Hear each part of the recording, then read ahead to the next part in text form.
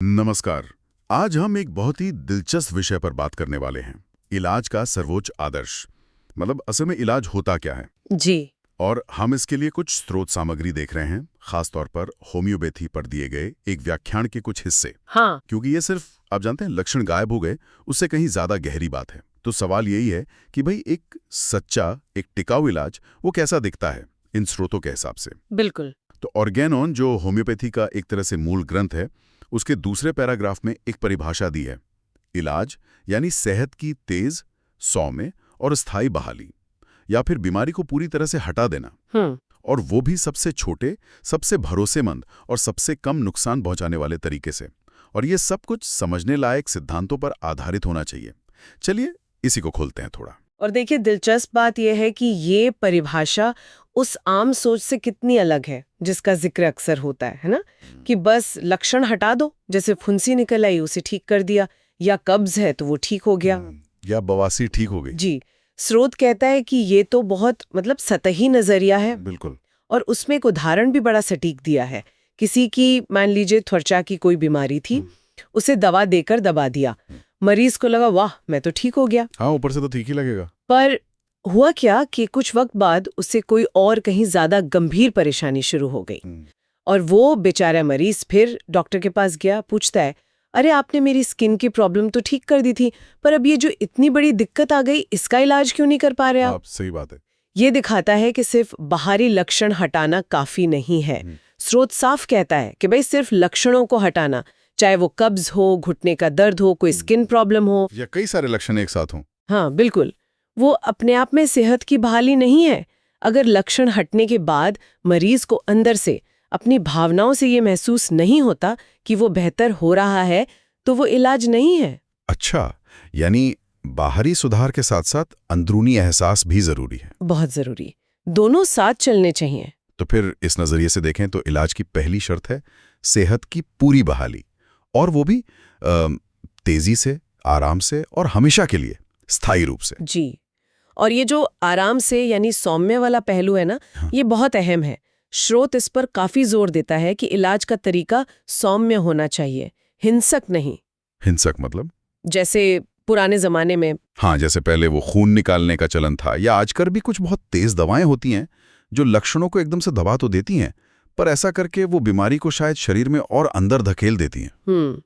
स्रोत कहता है कि इलाज शरीर की अपनी व्यवस्था, उसके कुदरती प्रवाह के साथ काम करना चाहिए।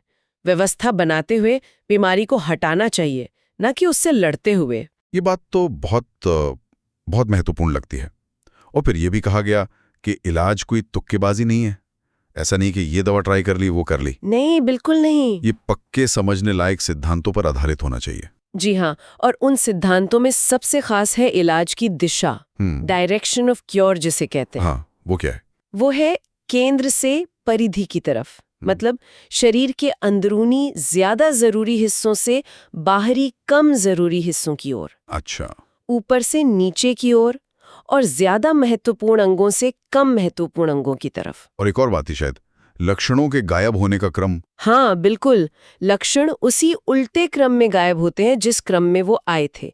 यानी जो लक्षण सबसे आखिर में आया, वो सबसे पहले जाएगा। ये तो काफी डिटेल्ड है। इसका मतलब ये हुआ कि अगर इलाज सही दिशा में हो रहा है, तो बीमारी अंदर से बाहर की तरफ जा रही है। एग्जैक्टली, शरीर उसे बाहर धकेल रहा है।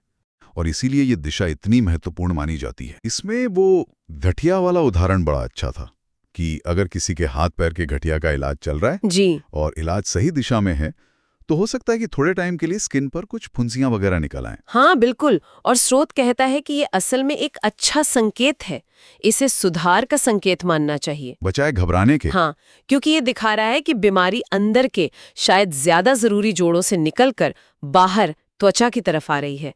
ये उसके बिल्कुल उलट है, जहां सिर्फ बाहरी दर्द को, मान लीजिए घुटने के दर्द को ही किसी लेप या दवा से दबा दिया। हाँ। स्रोत के अनुसार उससे हो सकता है कि वो बीमारी अंदर जाकर शायद दिल या किसी और जरूरी अंग को पकड़ ले। बाप रे, ये तो पूरी सोच ही बदल देता है इलाज के बारे में, है ना?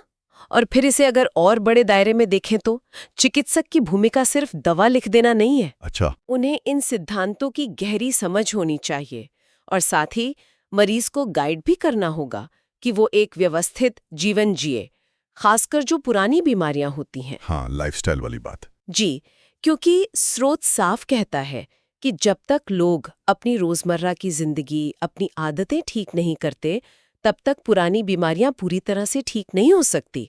दवा अपना काम करेगी, पर लाइफस्टाइल का साथ जरूरी है। तो मतलब अगर हम सार निकालें तो इस नज़रिए से सच्चा इलाज सिर्फ ऊपर ऊपर के लक्षणों को मैनेज करना नहीं है, बिल्कुल नहीं। बल्कि ये सेहत की एक गहरी, एक स्थायी बहाली है जो कुदरती नियमों पर आधारित है और अंदर से बाहर की ओर काम करती है। ये वाकई सोचने का एक अलग ही तरीका है। जी, और यहीं से फिर वो बड़ा सवाल खड़ा होता है कि अगर बाहरी लक्षण कई बार, जैसा हमने देखा, धोखा दे सकते हैं और सुधार की ये दिशा इतनी ज्यादा महत्वपूर्ण है, तो फिर कोई आम इंसान कैसे फर्क करेगा कि ये जो हो रहा है ये सिर्फ लक्षणों का दबना है या ये वाकई में अंदर से गहराई से होने वाला असली इलाज है? सही बात है, ये कैसे पता चले? ये सवाल तो सोचने वाला है।